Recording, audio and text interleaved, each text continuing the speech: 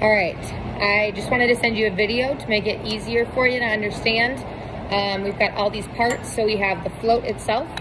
We have this gray piece that has threads on both ends. We have these two white pieces. They have female threads on one end and are no threads on the other end. And then your metal tube, your braided metal tube. So what you're gonna wanna do is make sure that all of these plastic pieces have Teflon tape on them before you screw them in.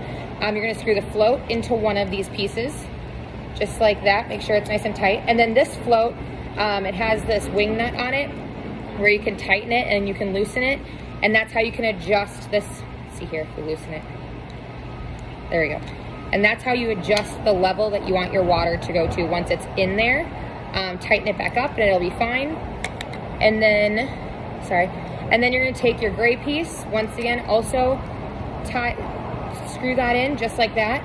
And then these two pieces, that hole in the back of your fountain, are gonna go into that hole, doing each other.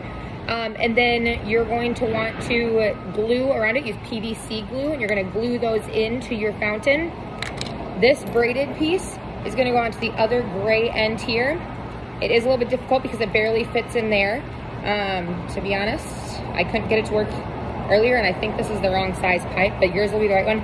Once these are here, this connects to your water line on this end.